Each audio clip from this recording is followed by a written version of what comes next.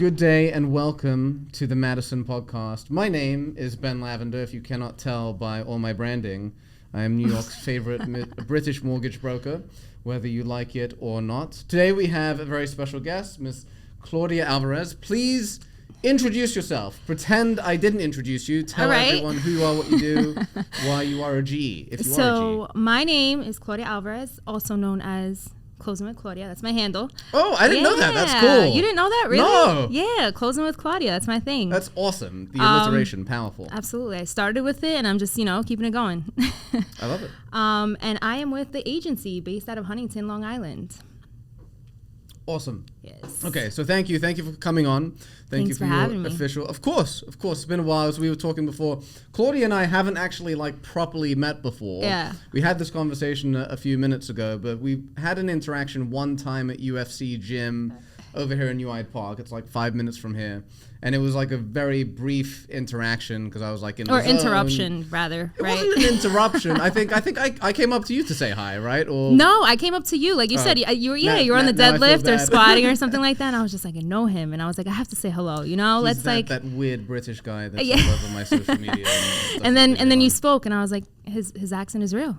Yeah, the accent's real. My last name is real. Everyone thinks it's a stage name for the mortgage business. It's a flower. It's not it's not stone or something. It's lavender. I would pick something probably more masculine than lavender if it was a fake name. Right. But anyway, Claudia, so let's obviously get to you. Right, you are our guest of today. Let's go through the boring stuff. Kind of bulldoze through it. When you've been in the business for what, 3 years? Yeah, a little over three years now. Okay, so the question is because very few people grow up saying, I want to be a realtor, right? I mean, I certainly didn't grow up saying I wanted to be a loan officer. I just fell into it. Yeah. So how did you get into the business? Was it accidental? Someone got you in? How did that happen? It's kind of interesting. My path in life, it's always one thing has always led to the next. So, I don't know, going based off of my first career, it was in fashion. Cool. Got into the industry. Not surprised. Thank you. And got into the industry, and I realized maybe, you know what, I don't really see myself meshing with these people like that, but I'm glad I got exposed to it. From there, I got inspired into events and production. Cool. So I started doing events all throughout New York City for a couple of years. And then there was that, salary cap that everybody hates. And my personal life was just transitioning in such a way where I kind of... Sorry, Claudia, you meant just your salary because it was no matter what you put in, you wanted more to write your own ticket, free range type of thing. Yeah, absolutely. Events was a passion of mine. And I was very happy with where I was at, but I went up to my boss and I said, hey, listen, can I have a raise? And he's just oh no, we can't, not right now, give it another 3 months. And I was all right, cool. 3 months passed, went up to him again, and I was hey, listen, it is time. How about that raise? He's you know what, company's just not giving it out. Claudia, I have to ask the question. Did you deserve the raise, or did you just want it? Absolutely, I deserve it. No, I deserve the raise. Typically, when you ask for a raise, you make a case. I provided this, that. You did all that, I imagine. Yeah, okay, absolutely. Okay. I'm just checking. You know what it was? It was they were throwing more work at me to kind of take on, and I was just okay, absolutely no problem. And these companies that I worked with, there are 6-7 people in the office. It's small. But at that point, it was kind of out of his hand because he worked for a bigger company. We worked for a bigger company, Cipriani. Oh, nice. So ultimately, it was up to them. Gotcha. So, they just kept giving me pushback. And like I said, I just had a couple of personal things going on where I couldn't wait to really climb the corporate ladder, let's say. So I kind of needed to make a move. And then I was just kind of thinking, and I self-analyzed myself and what am I good at? And you were watching Selling Sunset, and you're I can do this. And it kind of just came. Honestly, though, I will say, riding the train into the city, I saw a lot of development taking place in Astoria and Long Island City, and I was just holy crap, all these buildings. And I don't know, I just started to envision myself selling these apartments. Yeah, literally. And one day, I literally had an epiphany on the train, and I knew one person that was in real estate. And that was Christopher Reimers. Yeah, Chris. Yeah. He was on the podcast a month or two ago. Yeah, really. Yeah. So I love him. We've been longtime friends since I was 17, and I hit him up and I was Chris, I want to get into real estate.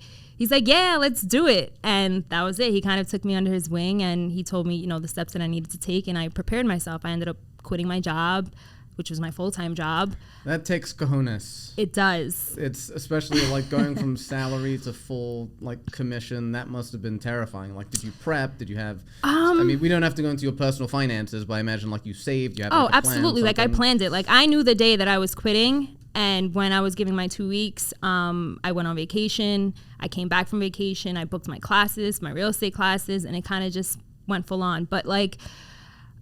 In life, I've always been a hustler. Like I've always been hustling. Like I've always done a multitude of things. So I always have different skills to like fall back on. So what did I do? I got into hospitality. I got into the restaurant business because, you know, you cut your time in half. I was going to real estate school all day, kind of banged that out in like 3 weeks. Nice. And then at night I was kind of doing my things. But yes, I had to save. I saved like 3 months worth of like, you know, bills. Yeah. Got that done and then kind of just deep dived into it. So how did you, when you got into it, because, and I imagine Chris played a large role in this, how did you go about getting business, right? Because studying for the exam in school, they don't teach you about actually like how to be successful. It's just like law stuff, right? Yeah. So how did you go about getting clients and ramping all that up? I'm trying to think based off my first client that I got. Oh, wait, sorry, Claudia. One kind of pre-question to that is what month and year did you start? September, right before the pandemic. Holy crap. Yeah. You know what's weird is that like I feel like I've seen you like on social media for longer than that. It's weird. Like a lot of people tell me that. Yeah. I remember one time, and just because it comes from him, John McSherry. It was one of my first clients, and I was putting in an offer, and I was just trying to gain some more information. And he's just like, "How long have you been doing this?" And I was just like, "A couple of months." He's like, "I feel like you've been in this for like 5 years," and I was just like, "Oh, thank you." Yeah, you carry but I yourself haven't. Well. Yeah, thank you. Yeah, no, just a little over 3 years. So September of what was that? 2019. 2019. Yeah, 2019. Because 2021 was the pandemic. Crazy. No, 2020 was pandemic. Right. 2020 was a pandemic. Yeah, it really started February of 2020. And I remember like in December, it was weird. I was in Austin for a mortgage event actually, and then I came back and I got sick. I didn't know what it was. And then 3 months later, they're like, "Oh, there's this thing." I was like, "I probably had it." I don't know. So yeah, that was a good time. So yeah, so how did you go about like navigating the business during the pandemic? Because it's not like we can... Like, you started during the pandemic. Yeah. That's so hard. Yeah, it was like, what the hell am I going to do now? Yeah. Excuse me. So... I should have stayed in that salary job. Yeah. No, because events went to too, you know? Like, so honestly, the way it worked out in my behalf, I just took that time to learn as much as I can. Like, YouTube University, I was on there just trying to learn. Like, I went into this business not even knowing what a mortgage loan officer, who he was and how important he was to my business. Like, didn't know anything. So I just tried to inform myself as much as I can, and during that time, just kind of check in with a lot of people, because that was a great time to do so too. And that was that. And I think that when it came to getting my first client, it actually came from a mortgage loan officer from like Chase. So I was told, go to these big banks, try to make these relationships with these mortgage loan officers. It's a strategy that I see a lot of people deploying now. Yeah. And they end up swinging them to me. Yeah. Whatever, sorry. They could only do so much, right? They could only do so much. So, you know, I got my first client through that. And then he ended up referring me his sister. And then I had one of my best friends looking for a house. And then I had another friend looking for a house.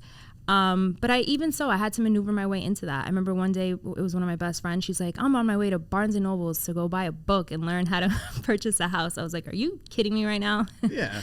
Yeah. So I ended up sitting her and fiance down, and we had a little Zoom meeting. And then, I kind of finagled my way in there. So Sphere and other people, basically. Yeah. So here's another question, actually. So the average person in our business, I think as loan officers and realtors, it's quite similar into how we go about obtaining business. Mm-hmm. So what I hear a lot, I have to shoot a reel on this, by the way, so remind me, Tyler, is that you'll go to a family event or a friend's event, whatever, and casually mention, "Oh, I'm a realtor, by the way. If you ever need anything, let me know." Mm-hmm. Right? So, and then people get mad when those people don't reach out to them, but you also have to keep in mind people have lives and they're not obsessed with the fact that you just started a business. Yeah. So how do you go about staying in front of those people, in front of your sphere, to eventually earn not just their business, but even referrals from them? Well, social media is my biggest thing.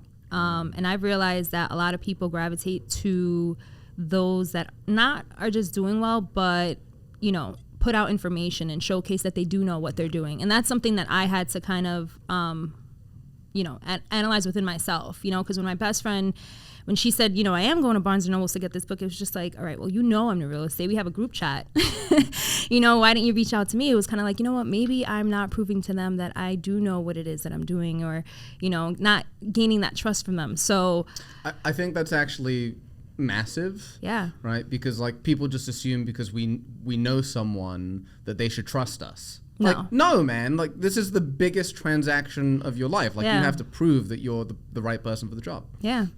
Absolutely. So, social media, I feel like, has been my biggest thing. I think that's where a lot of people communicate and stay in touch. Yeah.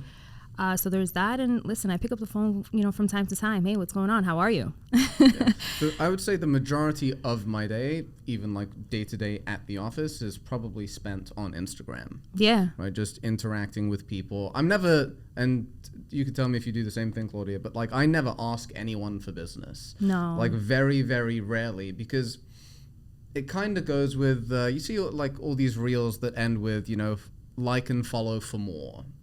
And I always think it's such an idiotic thing to say, because if I like your content, I'm obviously going to like and follow it. I don't need you to tell me. It's the same thing in our business, right? It's like if we're putting out there that we're in the mortgage or real estate business, they're going to follow us or they're going to reach out to us. They're not going to assume. There are cases where I have had to say to people not that I'm taking on new clients or something. That's another thing that drives me insane. But just that you are available, because sometimes people think you're too busy. They see you on social and they're like, yeah, I mean, that video, Tyler will, come to my office and we'll bang out, I don't know, 5 videos in 20 minutes. And they're like, oh, you're so busy. I'm like, no, that took me 20 minutes. I've got 10 hours left of my work day. Right, yeah. So yeah, you have to stay in front of them. You have to prove to them through the content, is basically what you're saying, that you are the person that provides the value. So another question, how do you come up with, and this is something I know people really, really struggle with, and it's so simple, and I think your answer is going to be simple,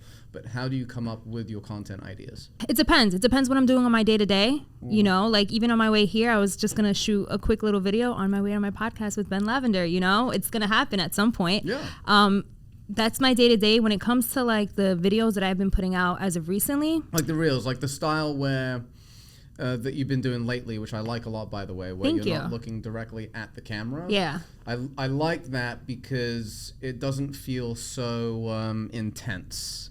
It's it has a softness to it, and it's okay, I could chill and watch this video without Claudia looking directly into my eyes into and my judging soul. me. Yeah. Right. Yeah. That's what it feels like. Yeah.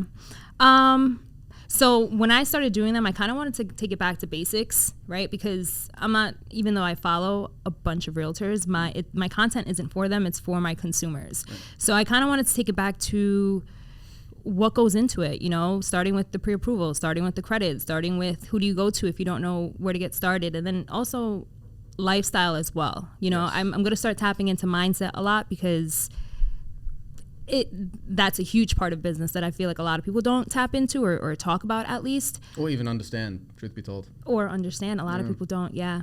I think that all of that is what makes a great business person. So I don't know. I think mindset is almost everything, honestly. Absolutely. And I imagine you're not into MMA by any chance? So I like watching it, but I don't follow up with it. But if there's UFC fights on, absolutely. I used to be into it back in the day, but whatever. I just got bored. Anyway, there's this fighter named Fedor Emelianenko. You ever heard of him? Okay, yeah. He's long time ago. He was very big in Pride. Anyway, so there was this interview with Fedor, and the interviewer was asking him basically what part of fighting do you think is mental, and his response is just a candid, all of it. right? So this is what I enjoy from MMA, because I always say this. I was like, for someone to go into the ring, into the octagon, you have to have this mental of like, I'm gonna go in there and I'm gonna kill this person. Right? And then I have a friend that also does MMA, and he used to fight with a bunch of them over in Mexico City. And so I used to ask him, like, what is it? Yeah. What was it like in there? You know, he's just like the mental, like literally trying to keep up with your own body. Yeah. It's insanity. That's a different kind of breed to me. I don't know. Yeah, and to be fair, I'm not comparing being in the mortgage business or real estate business to like the equivalent of being an MMA fighter. Just to be clear, it's not even close.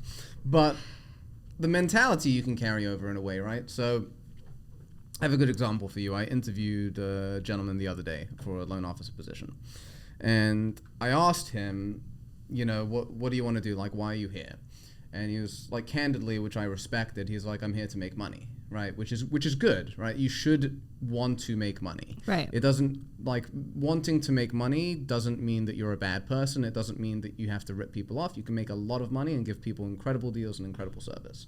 And my response to him was kind of arrogant, but it's the truth. And my response was, okay, so you're here because you want to make money. I'm here because I want to win and dominate and absolutely destroy everyone. Now, again, sounds really arrogant and it's really aggressive, but the key is that it's a mindset thing, right? Because if you're just thinking about making money, right, you're just like, you look at the transactions differently. Yeah. If you think about winning, it changes your mindset. So if you're thinking about winning and grabbing as much business as humanly possible, how can you service your clients better, your referral partners better? How can you make the transactions smoother? How can you make it more efficient so you're more likely to get reviews? It's just because it's aggressive, it doesn't mean that you're hurting people. It just means that it shifts how your brain kind of goes there. And, you know, his response was interesting. It's like he smiled and he's like, I get it, right? Because it's thinking about money is limiting, right? But again, back to the mental aspects, what I did want to ask you, Claudia, is how, and I have a few tricks myself. Going to the gym is one of them. Mm-hmm. How do you get yourself into that mindset of whether it's being dominant and aggressive or, you know, being softer with a certain type of client? Like how do you go about doing that? I feel like one thing about myself, I've always known my potential. Like I've always known, I know my strengths. I know my weaknesses. And I know, Care to share? So my strength I feel like is my presence. It's my energy. I think that as soon as I meet somebody, they're able to feel that. I think that I can make, you know, all welcomings are very warm and it's very trusting. I get that a lot. My weaknesses are, it's hard for me to be vulnerable sometimes, you know, because you always, I don't know, I've been in this atmosphere where I've always had to be strong, but being vulnerable and asking for help, that's not a weakness. Not at all. And I just wanted you to elaborate on that. So what atmosphere was it that you felt like you couldn't be weak? Was it in fashion or in event planning? No, more personal. More personal. My everyday, the position I play like within my family, Gotcha. And that kind of sort of thing. You know, so I'm kind of a person that likes to take on as much as I can, and I can handle it all. But I've came to a point in my life where I will ask for help. I think that you can only grow by asking for help, and you know, that's something that's been helping me out a lot as of lately. I have a question, and we won't go too deep into your personal life, but was your mother is a very strong woman? She is. She was a stay-at-home mother, but that takes a lot of strength as well. You know, sure. Keeping up a household takes a lot. Yeah. So I learned a lot from her. But yeah, I had kind of a feeling. Yeah. Okay. Sorry. Continue more about the mindset. What was the original question? Is how do you like get into that zone of basically getting yourself into a mindset where you can perform at your best or at your potential, as you said? Okay, yeah. So I don't know, just taking my past experiences too. It's funny because I feel like a lot of people come across people that tell them you can't do something. For me, it's always been, Claudia, you're not working to your potential. There's something about you, and I feel like you're just not surpassing where you can really get yourself to. So getting into real estate and working for yourself, initially, I'm just like, I need to bet on myself. This is it. You know what I mean? Nobody's going to push me other than myself. And going into it was just something different, you know, getting up every day and kind of setting up your day, getting to the gym. Same thing. I go to the gym for a purpose. There's a reason behind it. So how do you do that? Like, how do you plan your day to put yourself in that situation? So you have like a very specific routine, I imagine. Yeah, I do have a routine. I like routine. My life used to kind of be all over Helps. the place. Yeah, absolutely. And it's hard to do, I feel like, so it's one of the many reasons why I'm not a realtor and I'm a loan officer instead, is that what I don't like for myself about what you guys do is that you're all over the place all the time, right? You're at so many different places. Like, to me, it looks like chaos. Like, I couldn't function. I don't know how you guys do it. It's amazing. Yeah. So I imagine that routine gives you some sort of stability and control of your life. Yeah. Yeah. So just going back to what I feel like I'm destined for and the success that I see for myself, there's only one way to do that. And that's getting up every single day and having that routine and having that list of accomplishments for the day, for the week, for the month, and getting them done. That's specific. Yeah. Yeah, day, week, month. Like, Yeah. most people don't even do anything. Maybe they'll do a They daily kind of just to-do wing list. it. Yeah. Listen, my first year, I went through that too, you know, producing and winging it and going through a crazy, insane market and kind of feeling the burnout and being pulled from different directions because you feel like you need to take on any client because that's what you have and what you're working with. But in the beginning, I think that's kind of normal. Yeah, absolutely. But it's something I learned from, you know, and it's structuring your, and I learned this again. There's been a couple of mentors that I've come across and they kind of tell me, you know, don't run to everything. Tell them your days and when you're showing and if they're available and kind of fit it in and create a schedule for yourself. Yeah, So, and I think that's more of like you have to have that abundance mindset. It's a buzzword that I hate saying, but it's true. yeah. Right? It's like, because by cooperating with the people, like, I feel like people will treat you how you let them treat you, right? Yeah. And don't get me wrong, like, adapting to someone's schedule doesn't mean that you're bending over backwards and, you know, and doing crazy stuff for them, but it's still something that can affect you long term. Yeah. So, but that's, again, it's something that I see people struggle with in the business is having that abundance mindset, especially in a market like now, right? Where it's not as fun as it was 2-3 years ago, okay? Like, this is not, it's not the same. Not. It's not, especially like the beginning of the winter was, it was definitely rough. It started to ramp back up again tremendously, especially I actually had a good winter. Good, which was kind of crazy. Yeah. Good for you. Good for you, Claudia.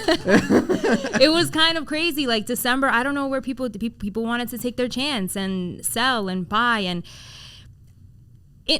I feel like you need to create your own perspective for yourself when it comes to these markets. Every market, it has its pros and cons. And I think you just got to take it back to making it personal and figuring out what works best for you. You know, at that time, December, you know, January, there was negotiations happening and people making deals. And I think that it was still a great time to buy, even with interest rates a little high. Yep. There was ways to kind of bring it down, right? Sellers concessions, like, let's talk about that, even though they're not happening now. And yeah, I'm still seeing a little bit here and there. I mean, they came back when the rates were higher for sure, and like, people still want them for the 2-to-1 buy down, the 3-to-1 buy down, and all that. Okay, so I wanted to ask you, because again, obviously you're organized, you have goals, right? So before you answer the question though, because the question is, what are those goals?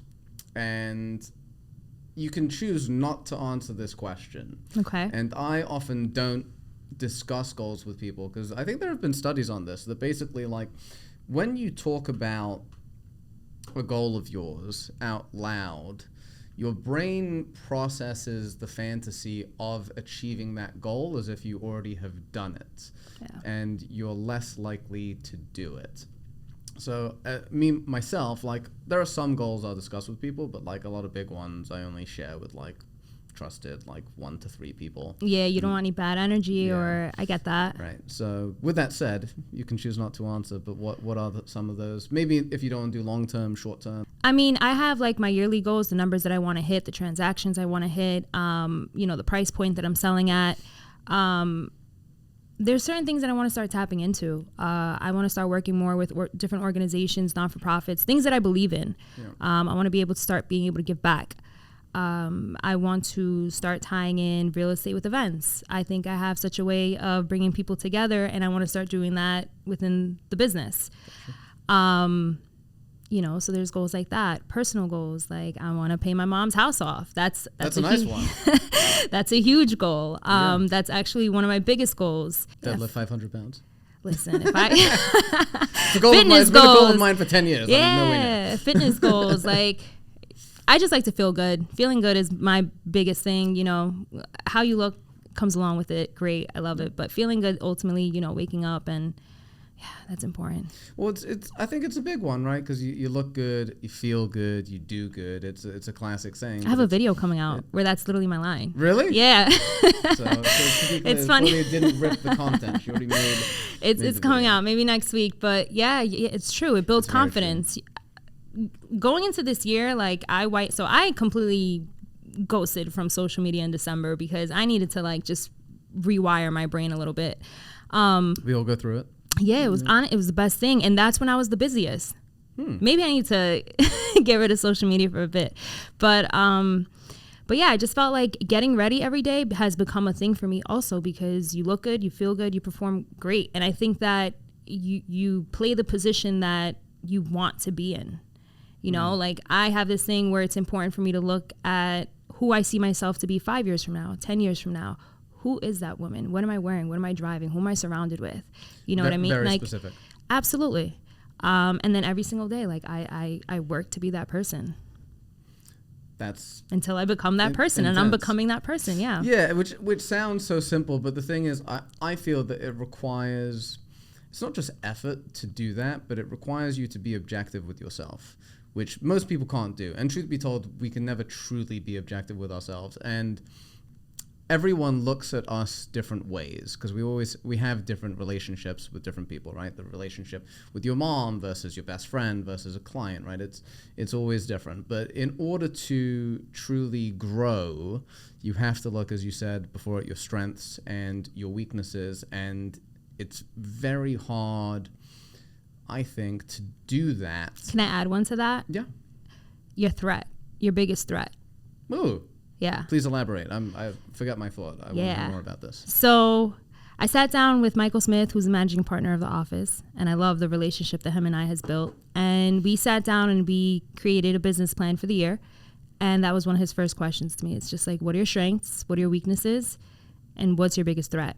And that was my thing. So from last year to this year, I realized that life happens and personal life happens and they can cause distractions.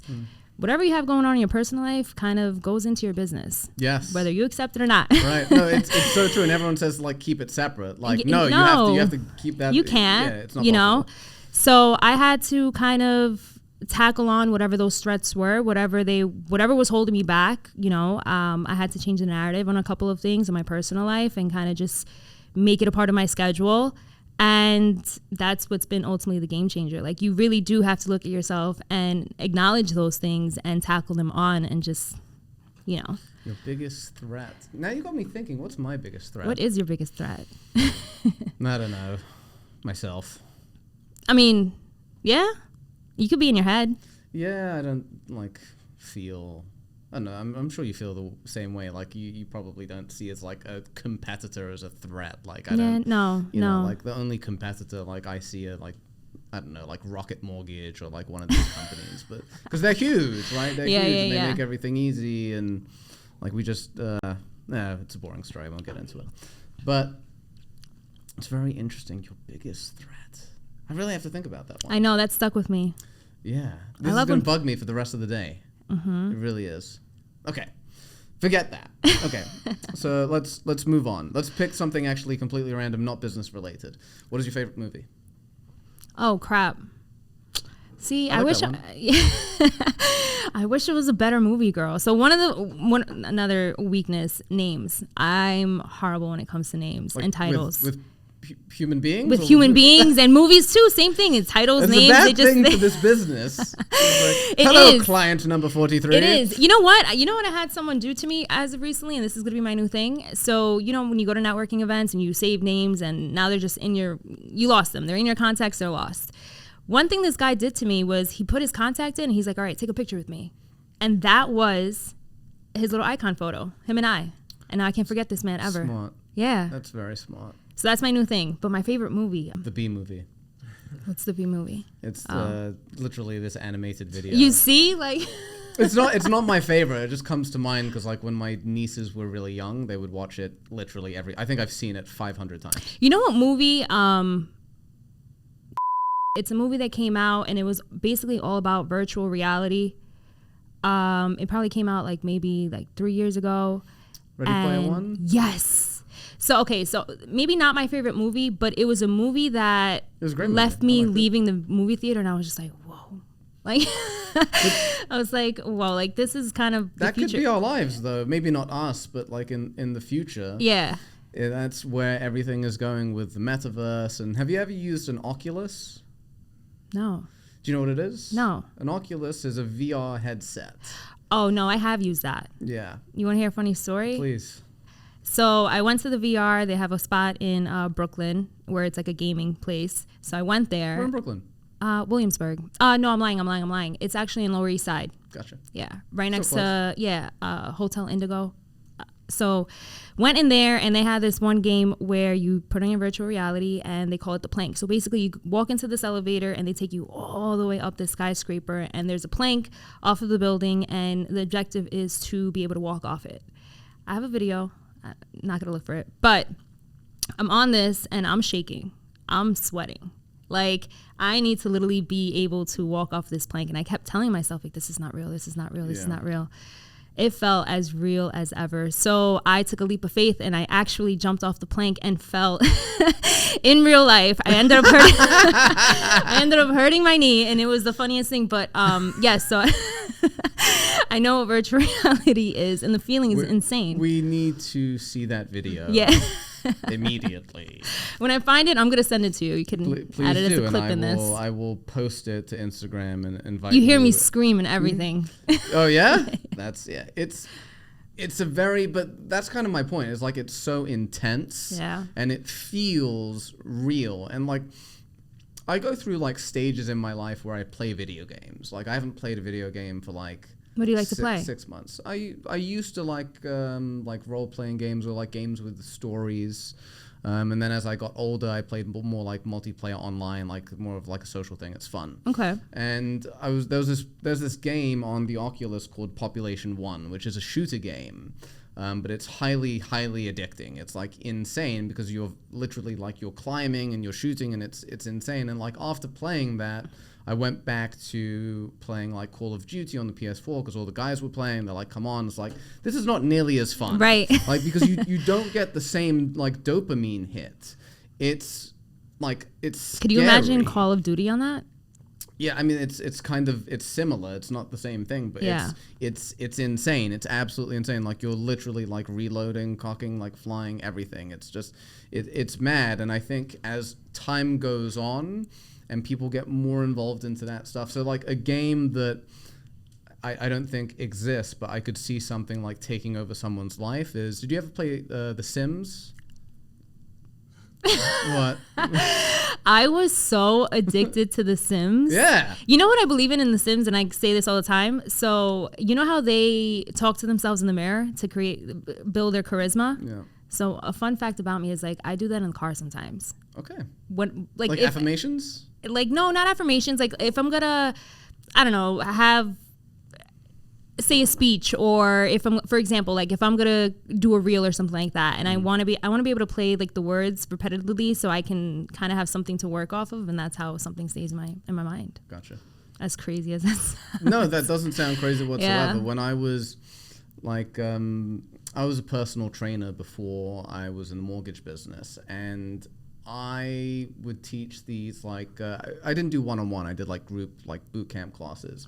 And before the workout, I'd always have to explain to everyone like all the different stations.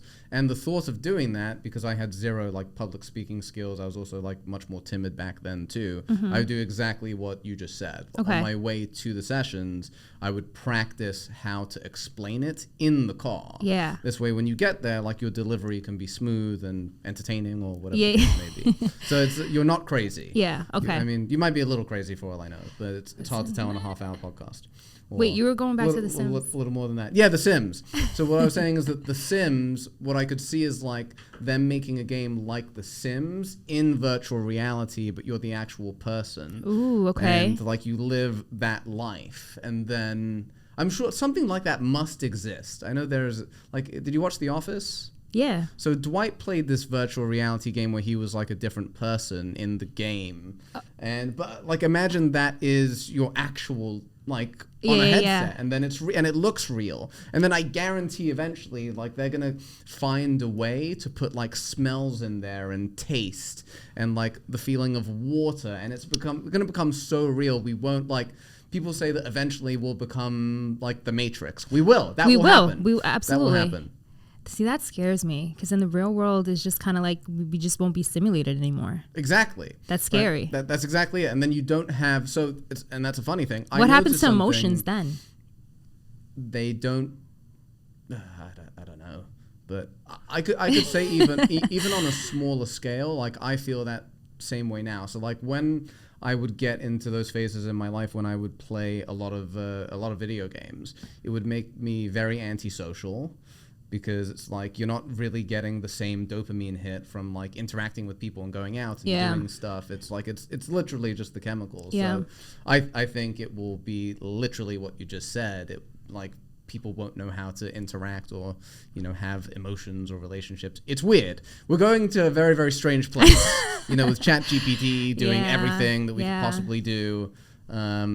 There was this, I uploaded it to my story yesterday. There was this artist who won some type of prize for art, and they declined it because they didn't tell anyone, but it was an AI generated work of art. So I have an artist friend, Brianna Talos, BT What's Good, go check her out. And she is absolutely phenomenal, super talented. And she actually told me about going to a gallery where that's what it was. And she felt very, I don't know, like almost like she didn't respect it. I understand that. Yeah. Yeah. But it was a huge thing, and just the way that they were going about it was kind of intense and like it literally took little to no effort to create that, which is insane. Yeah. Have you seen iRobot with Will Smith? Yeah, but yeah. It's a terrible movie. But there's the scene with like in it where Will Smith says to the robot, like, can you paint like a beautiful canvas? And the robot looks at him like a dick and is like, can you? Yeah. And just does it better himself. Like that's literally where we're going. And it's pretty scary. I have a feeling that the government will get involved and somehow like cap it, because otherwise like we have nothing to do. Like what's the point of going to school and studying and bettering ourselves when you could just blah, blah, blah, blah, blah. Yeah. Yeah, no, I agree. No point. So. Some people are using it now to like, do house descriptions. Right. Okay. So I have something to say about that. And because people also say like, I'm going to use it to like come up with a business plan. But the problem is like if everyone in the business is going into ChatGPT and saying, help me come up with real estate content, mortgage content, whatever, then you're going to do the same things. You're getting it from the same place anyway. So I think that's something that kind of protects us as individuals, because everyone will just, I guess you could play with the wording and it will come up with something different, but still. Yeah. So, but it's still scary. It is. So, yeah, who knows? I'm glad we're, alive now. I don't know what, eventually when I have kids, what they'll do. But we shall see. All right, Claudia, we are wrapping up. There's a lot that we could have talked about, and definitely a lot that I would have liked to talk about. But any final messages for your audience? It could be anyone. It could be your mother. It could be, another realtor. It could be a client. Any words of wisdom, advice, inspiration, Nelson Mandela type speech, Claudia, right now? Right now. Life is beautiful. You guys need to get up every single day and take on your day, conquer your day. It'll just kind of roll over into, like I said, your weeks, your months. It's just going to give you good energy, and that's going to exuberate onto your clients and just bring you more business and whatever it is that you're doing. So, That's absolutely sound advice. Honestly, that's actually fantastic. Absolutely. So, yeah. Live joyously. Thank you very much. Thank you. Fantastic. Thank you. We out.